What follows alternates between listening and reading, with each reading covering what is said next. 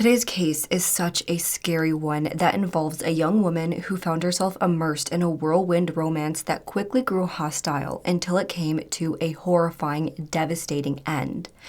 On one side, you'll hear that this was all just a big misunderstanding, a situation that grew out of hand too quickly.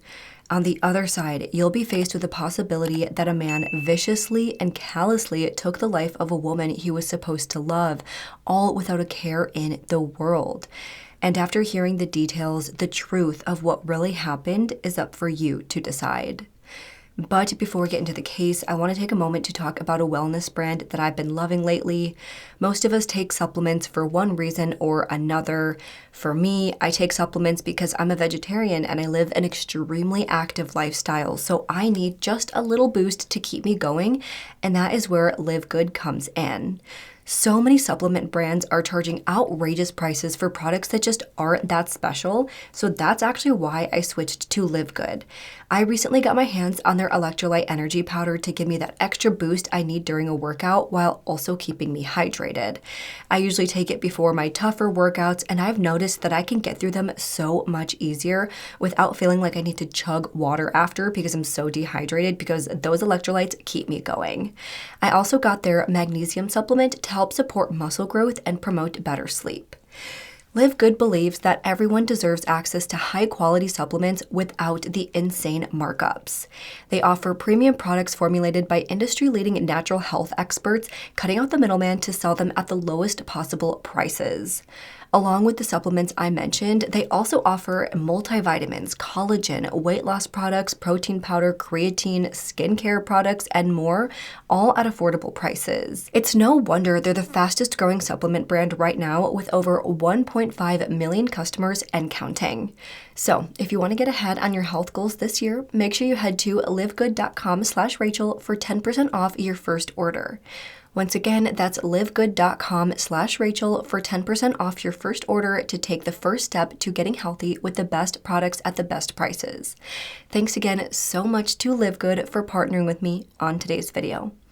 With that being said, let's get into the case. Emily Ferlazzo was described as someone who had an upbeat, contagious personality. She was always happy, running around and dancing. She loved singing and had the most beautiful voice, never being afraid to sing along or break out into singing around friends and family. She was a nursing student and was passionate about cosmetology. She loved going to the beach, and most of all, she loved spending time with her family. At some point in 2019, Emily's friend Lauren introduced her to Joseph Ferlazzo, who was about 20 years older than her.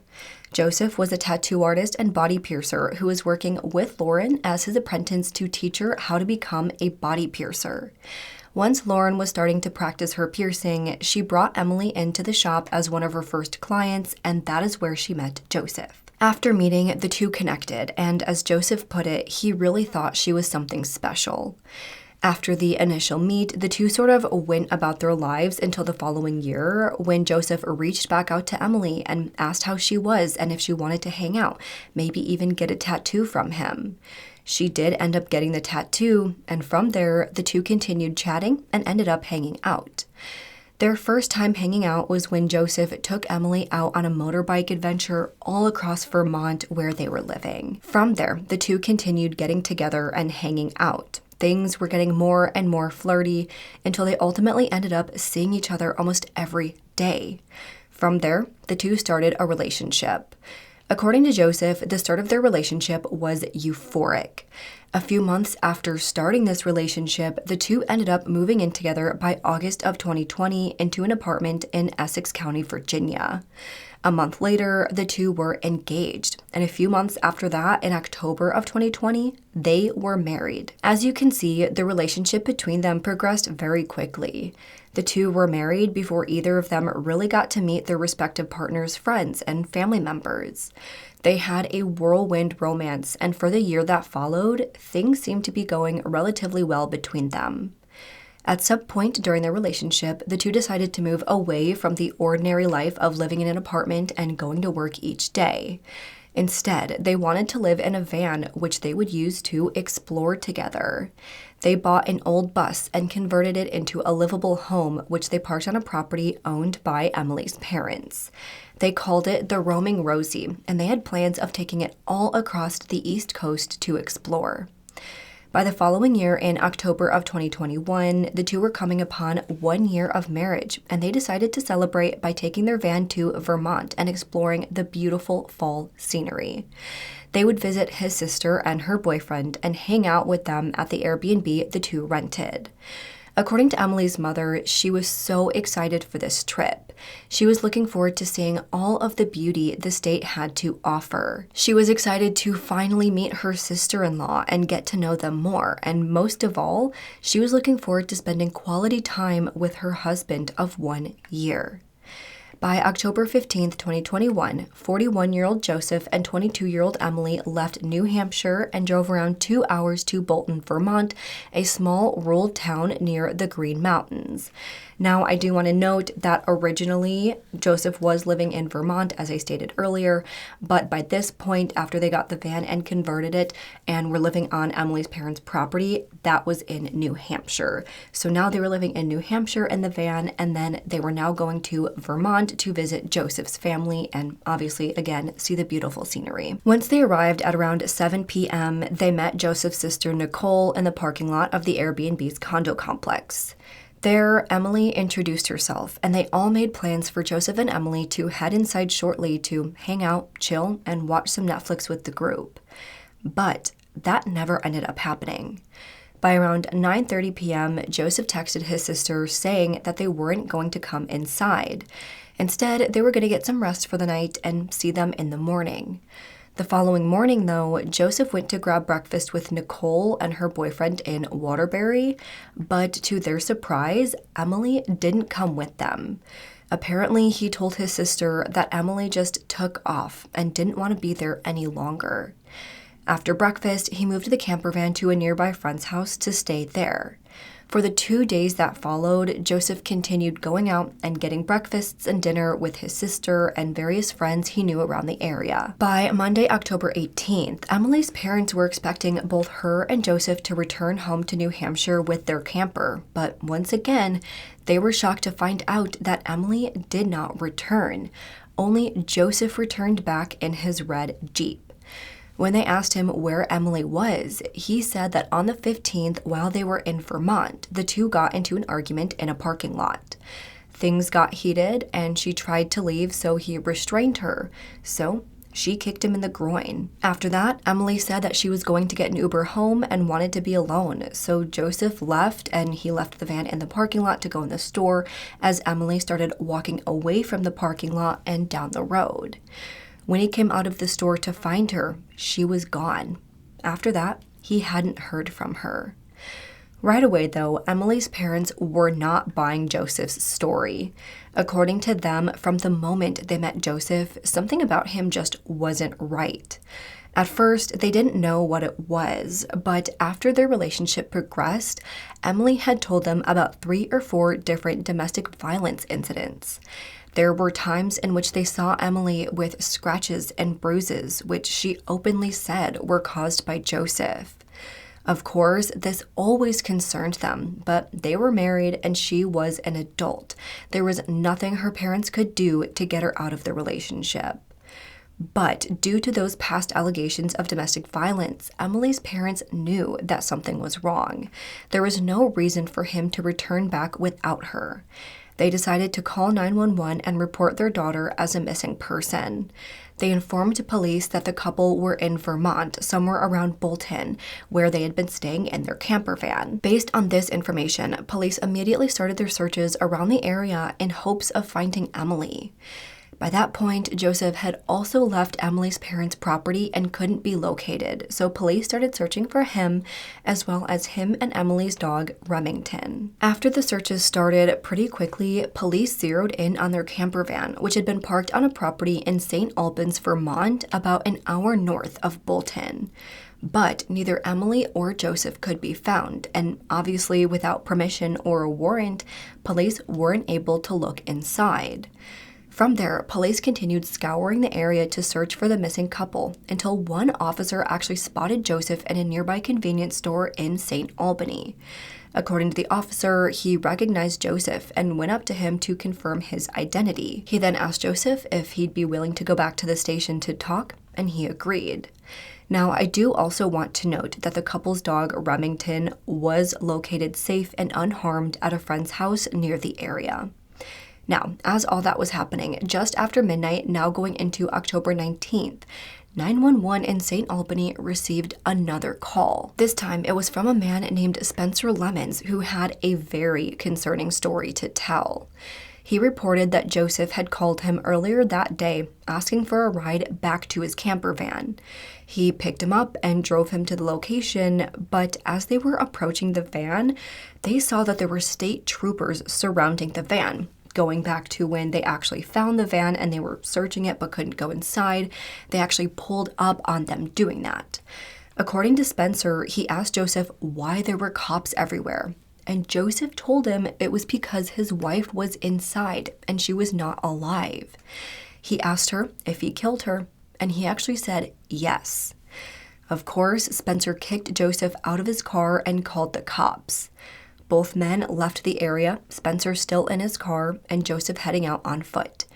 Then, as I stated, cops located Joseph at a nearby convenience store. After taking Joseph into the station for questioning, he started talking a bit about the relationship as a whole, saying that they had a more polyamorous relationship, so it wasn't off limits for each of them to be seeing other people. They did have some physical violence in their relationship, but it went both ways. But this weekend in particular, it was supposed to be about celebrating 1 year of marriage and finally spending some time with his side of the family. But of course, their romantic weekend didn't go as planned. He told officers that shortly after they arrived in Bolton, like I said, they hung out with his sister briefly with plans to go inside the Airbnb after taking some rest in the van. The two had been relaxing with some alcoholic drinks that night, but as they were in the van, the couple started arguing. He said that Emily started punching and kicking him in the arm and groin and even threatened to kill him during the altercation. After the altercation ended and things calmed down, he said that Emily went to bed in the camper as Joseph sat on the couch for the following 5 to 10 minutes contemplating what to do. After giving it some thought, he said, "Enough is enough." Then he went to the cabinet and grabbed his Glock 19 handgun and a silencer. As she slept with her head on the pillow, he jumped on top of her, grabbed another pillow, and then placed the pillow against her head before shooting into the pillow and her head 2 times, killing her. According to Joseph, after this happened, he started to panic. He grabbed a garbage bag and put that over her head to control the blood before grabbing her body and moving her to the shower in that camper. He left her in the shower as he went to breakfast with his sister just hours later, never mentioning a thing about what happened. After breakfast, he returned to his camper and drove it to a friend's house in St. Albany. Once there, he grabbed a saw and started cutting up Emily's body into smaller pieces. He said that her body was too heavy for him to continue moving it around, so I guess he thought that the smart move was to cut her body up. He cut off her hands, feet, and legs, all using this serrated saw. He then put the pieces of her body into multiple plastic garbage bags, which he left in the camper. Then, as I said, for the rest of that weekend, he went out with friends, got breakfasts and dinners with friends without mentioning anything about Emily. Friends say that they actually didn't even know he had a wife. Then, after going about his day that weekend, each night he went back to the camper and slept there with the body of his dismembered wife just feet away. Based on this confession, officers were able to obtain a search warrant for that camper. There, they found a fired bullet lodged in, I believe, the bed in the camper, which was later found to have red fibers embedded in it. Then, within a butcher block in the kitchen, they found a large kitchen knife which had reddish-brown stains on the blade. They then sent this knife, along with all the other knives found in that camper, to the lab for DNA testing. And it came back that Emily's DNA was found on at least 3 knives within that home. Then, in the bathroom, they found 8 garbage bags. They took these bags back to the forensic lab and viewed their contents via x-rays. The first 2 bags contained the bedding as well as the pillow Emily had been sleeping on, and it also contained a red pillow. Based on the fibers found in that bullet, it appears that Joseph had placed this red pillow against her head and then again pressed the gun into it as he fired his shot so that it would muffle the sound. In the remaining 3 garbage bags, authorities found Emily's dismembered remains. After examining the bags, Emily's remains were sent to the medical examiner for an autopsy. It was found that Emily had been shot in the head 2 times with that Glock. Not only that, but it turns out she had been stabbed a total of 18 times to her neck, torso, and back after she had been killed. So she was shot in the head, killed, and then stabbed over and over and over and over again. These wounds appeared to be caused by at least 3 different knives, which makes sense given what I said earlier about how her DNA was found on at least 3 knives within the home. Her body had been cut up with a serrated saw, and of course, her manner of death was determined to be homicide. The toxicology report also found that Emily did not have any alcohol in her system. That goes against what Joseph had originally told officers about how they had both been drinking that night. It appears that only he had been. After hearing this confession and finding this very disturbing evidence in the camper van, detectives continued their investigation to find out what truly happened. This included seizing Joseph's and Emily's cell phones and looking at the various texts and location data from that weekend. Joseph's phone showed that by 9:39 p.m. on October 15th, Joseph texted his sister from inside the camper van saying that they were taking the night to rest, as I stated earlier. By around midnight that night, Emily's phone was then shut off. It was discovered that after it was shut off, it was thrown out of the van somewhere in St. Albans and was found on a road. The following morning, we see the text where Joseph asked his sister to grab breakfast, which they did. By that afternoon, Joseph actually started texting Emily's phone saying things like, "Whatever, I'll just hang out with Nicole on my own." Location data showed that he went out and about going all around town and returning back to the camper each night. By the 17th of October, he also made a stop by a local convenience store where he grabbed some bleach. That same night, he texted Emily's phone again saying, "This is far enough, get your ass home. I need to go back to New Hampshire. Are you coming?" Then, by the following day, Joseph sent her phone one last text saying, "You're an asshole. I don't need this shit." It seems that all of this was done in an attempt to cover up what he did. He texted her to make it seem like he didn't know where she was, making it seem like he was mad at her for leaving, that she was the instigator in all of this, that she was the one acting out. All of this information is very damning and clearly shows that this man, this 42-year-old man, decided to murder his 22-year-old wife after an argument. He then took numerous steps to cover up what he did. Based on everything we've discussed up to this point, Joseph Ferlazzo was charged with first-degree murder. From there, by December 6, 2024, the trial began. The prosecution argued that on the evening of October 15th, after having that brief interaction with Joseph's sister, the two got into a fight. Apparently, the condo complex they were at was the same complex where Joseph's ex-wife lived. That obviously made Emily uncomfortable. They also argued that the couple weren't polyamorous as Joseph originally claimed. He cheated on his wife repeatedly against her wishes. As all of this was building up, tensions grew and an argument broke out. They argued that Emily told Joseph that she couldn't handle it anymore and she wanted to leave. They continued arguing for hours until things finally calmed down and she went to bed. After she goes and lays down, Joseph sat there for at least 5 to 10 minutes contemplating what to do.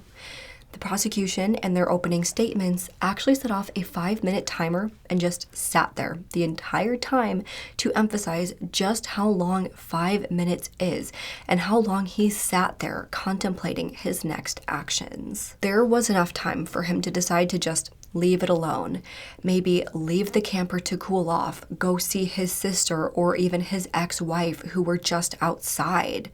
He had so many options, but instead, he made the calculated decision to get up, grab his gun, get the silencer, get the pillow, sit on top of her, then press the pillow and gun against her head before he fired off 2 shots. It was a deliberate decision that he made and planned and executed. Emily was not a threat to him in that very moment. She didn't have a gun by her side to use against Joseph.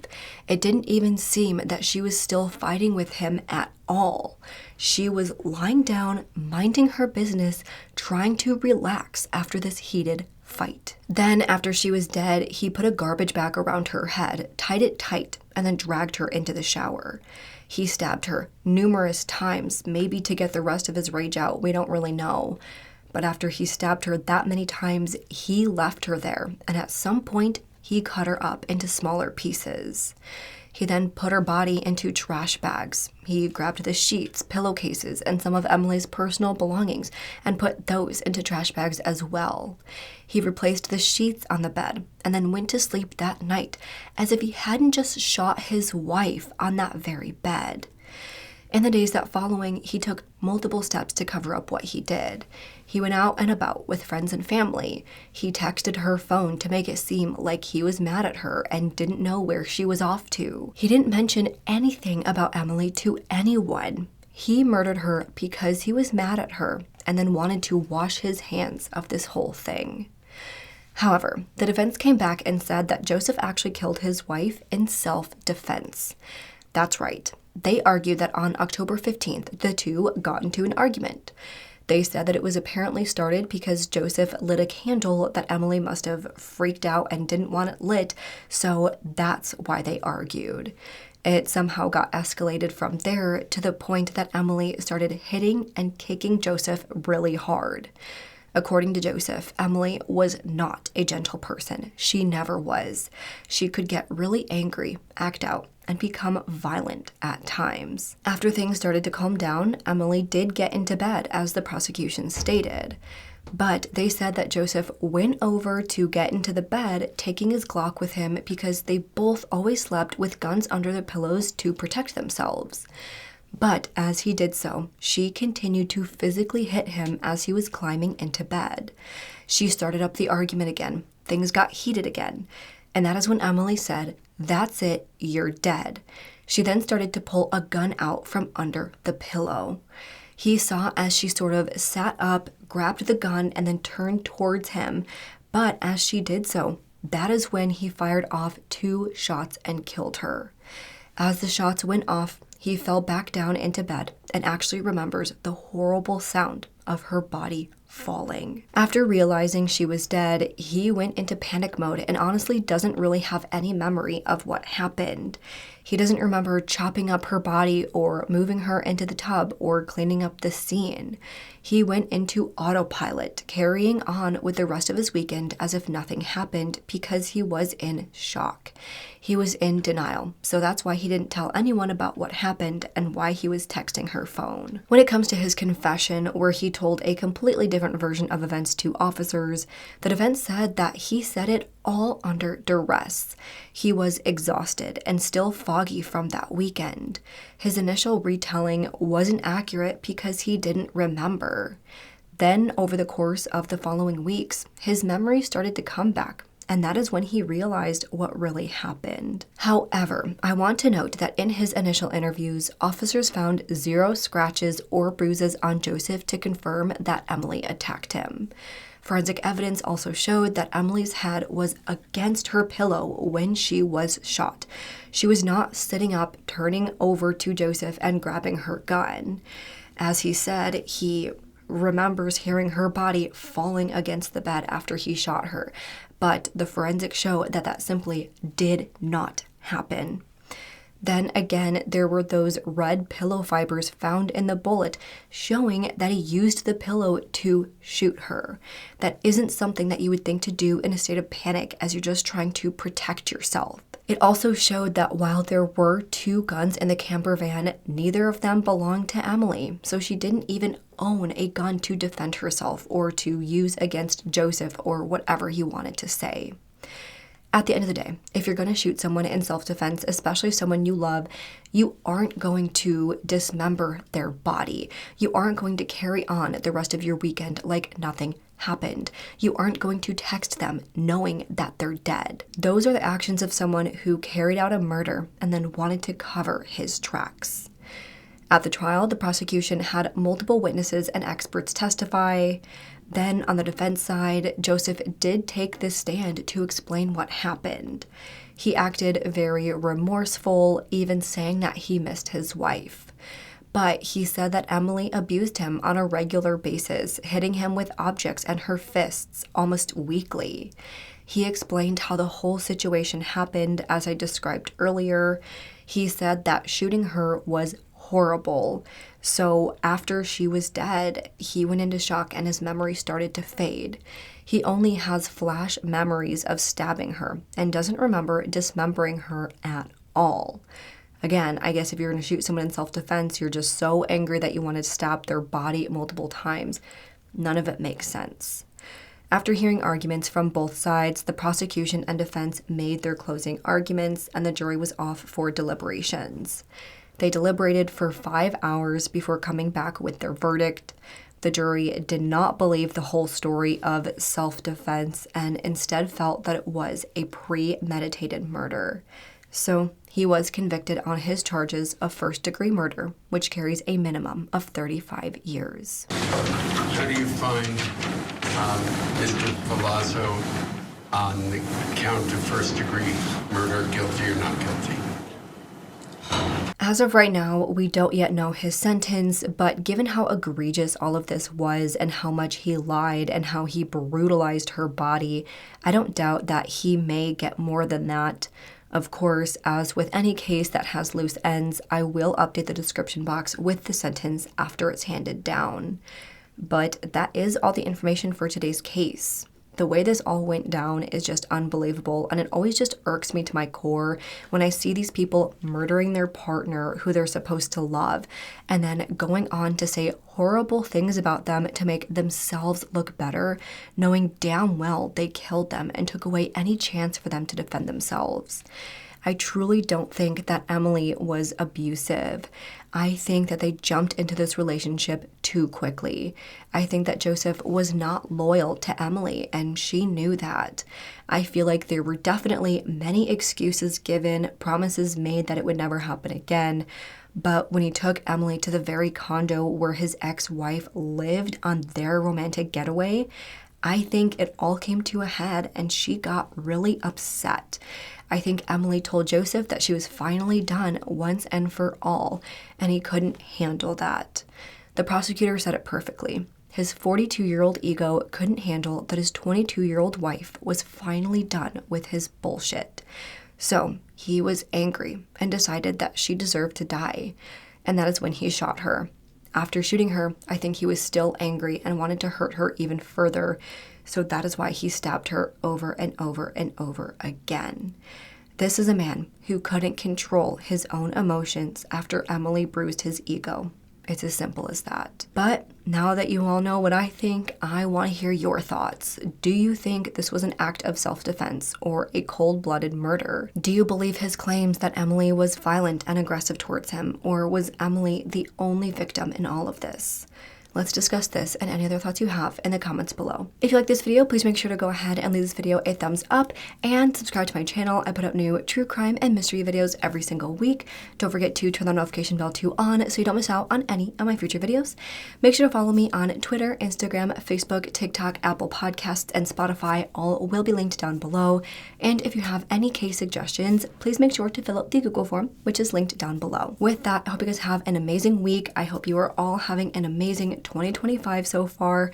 Stay safe, stay healthy, and I hope to see you next time. Bye.